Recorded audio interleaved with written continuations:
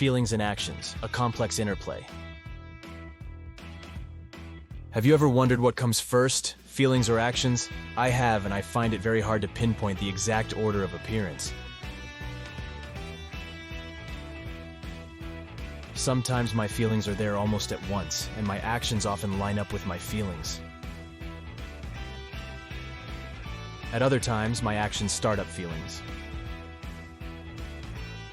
Watch this video till the end, and I will show some of the mechanisms that rule this push and pull game.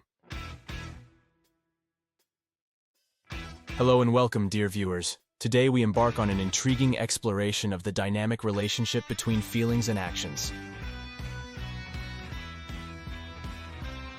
Do our feelings guide our actions, or do our actions dictate our feelings? Let's dive in. Section 1. Feelings guide action. Visuals, animated characters exhibiting different emotions. Feelings, a powerful force within us, often act as the compass directing our behaviors. They are the unseen drivers behind our every act. And if you react the same way many of us do, you will have problems controlling your actions when your feelings have started up. You will likely find that the stronger the feelings, the more automatic the actions related to those feelings. Let's look at some of the factors that involve feelings. Emotional motivation. Our emotions, be they fear, joy, or anger, act as triggers for our responses, molding our behaviors to adapt to our surroundings. Visuals of a character avoiding a dangerous situation due to fear. Emotions take different forms. Fear can be felt in muscles. Eyesight can be blurred, and we can freeze or run. The physical fractions of emotions are often the strong tell of what our emotions are at the moment. Intuitive decision-making. Sometimes our gut feelings swiftly guide us to make decisions, much before our rational mind catches up. Visuals of a character making a quick decision. I guess you have been in situations where you have a strong notion of what to do or how to act. For the most part, we follow these emotions-based decisions, but sometimes we neglect these emotion-based decisions and go with other choices. Moral and ethical behavior. Our moral compass is deeply intertwined with our emotions. Feelings like empathy and remorse are essential guiding forces behind our ethical choices. Visuals of a character helping another. Morality is basically learned from our upbringing. We have heard and seen ways to act that are observed as the right ways. We have been told by mentors what to think and how to handle situations. Pleasure and pain principle. We humans are inherently driven by the pursuit of pleasure and the avoidance of pain, steering us toward reward and away from harm. Visuals of characters seeking pleasure and avoiding pain. Imagine the 5-year-old who screams in the toy store because he wants the toy. We like immediate satisfaction. And as regards pain, we avoid it as much as we can. The current numbers for pain relief pills should be clear signs of this. Section 2. Actions guide feelings. Visuals. Animated characters engaging in different activities. But what if it's the other way around? What if it's our actions that mold our emotional landscape? Have you ever felt happy after completing a task, or had the troubling feeling of despair after having failed in something?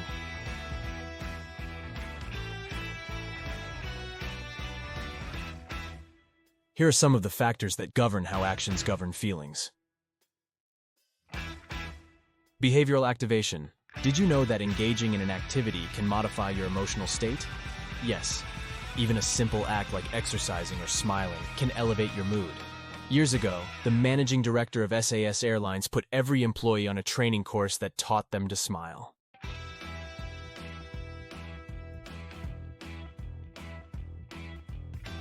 And the reason for this was that if you smile, your emotions shift, and the personnel could handle the passengers better.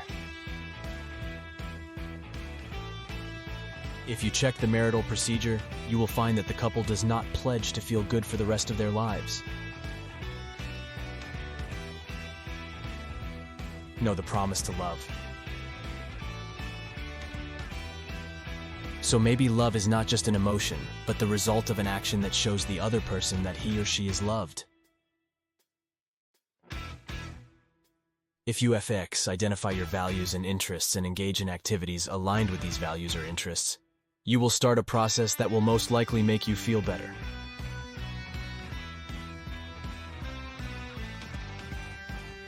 Unfortunately, the opposite is true too.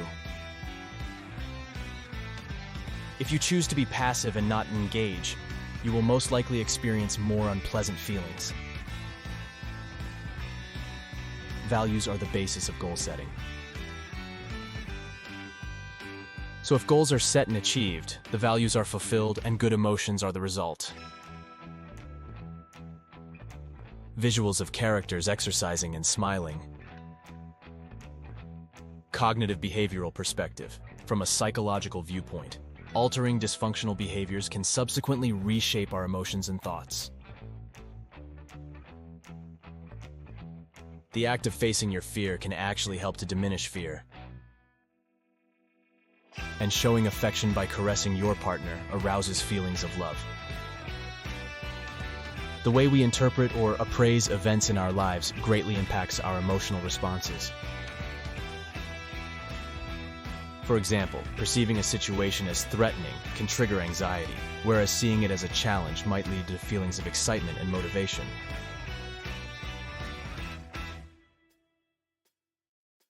The belief in one's ability to execute behaviors, self-efficacy, is crucial. Higher self-efficacy can lead to more positive actions, which then positively reinforce one's beliefs and emotional state.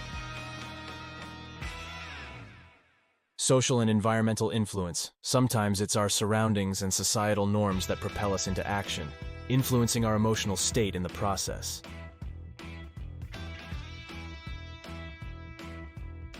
Imagine being part of a winning team in sports or at work.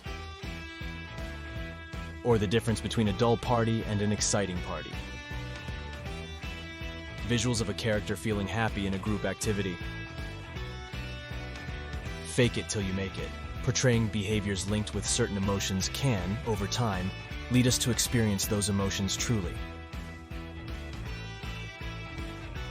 Visuals of a character acting confident and becoming confident.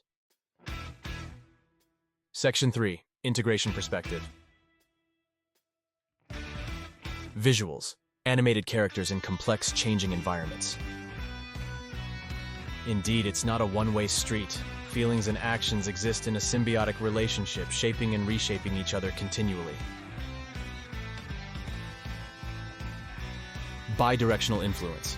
There's a dynamic, reciprocal interaction between feelings and actions, influencing our experiences and responses to the world around us. Visuals of interconnected symbols representing feelings and actions. How we think about a situation, cognition, influences how we feel, emotion, which in turn affects how we act, behavior. The way we interpret or appraise events in our lives greatly impacts our emotional responses. For example, perceiving a situation as threatening can trigger anxiety, whereas seeing it as a challenge might lead to feelings of excitement and motivation.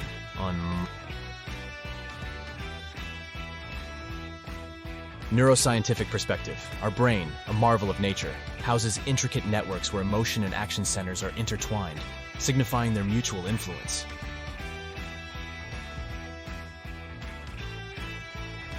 Visuals of brain networks highlighting interconnected areas. Specific brain regions are critical in processing emotions. The amygdala, for instance, plays a central role in the processing of emotions like fear and pleasure. The prefrontal cortex is involved in emotional regulation, decision-making, and moderating social behavior. The limbic system, which includes structures like the hippocampus, amygdala, and hypothalamus, plays a key role in the formation and processing of emotions, linking them with memories and bodily responses. Emotional regulation through action. We often engage in actions to modulate our emotional states, like deep breathing to calm anxiety, illustrating the unity of action and feeling. Visuals of a character meditating. Engaging in physical activities such as exercise, yoga, or even a simple walk can significantly impact emotional states. Physical exercise, for instance, is known to release endorphins, which are chemicals in the brain that act as natural painkillers and mood elevators. Emotional regulation through action involves a wide range of activities and behaviors that can positively influence our emotional state.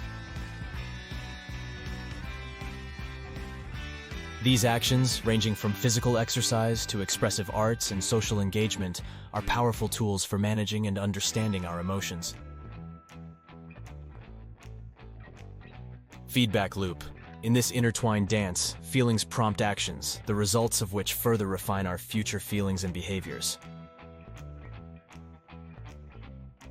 Visuals of a feedback loop symbol. Let me give you a couple of examples of feedback loops.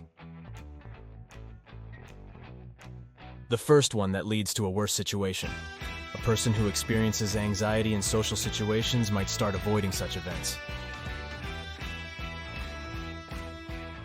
This avoidance can initially reduce anxiety, but over time, it also reinforces the fear, leading to increased anxiety about social interactions. And then one which leads to the positive alternative. Positive emotions can also create positive feedback loops. For example, a person who feels excitement and joy in a new hobby may engage more in that activity, which further increases their positive feelings and commitment to the activity.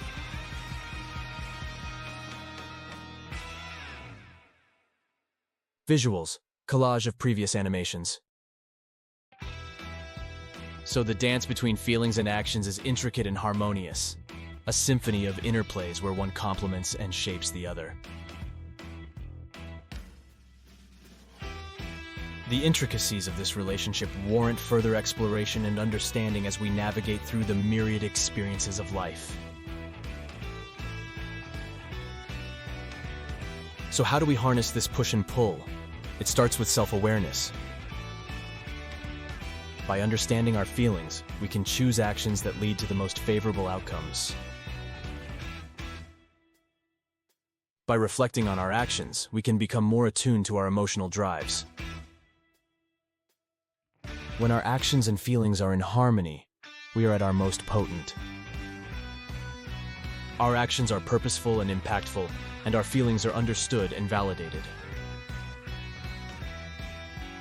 I invite you to listen to the whispers of your feelings and watch the language of your actions. Make a conscious effort to align the two and observe the way it changes your interactions and experiences. In conclusion, while actions may speak to the world, feelings whisper the truth of who we are.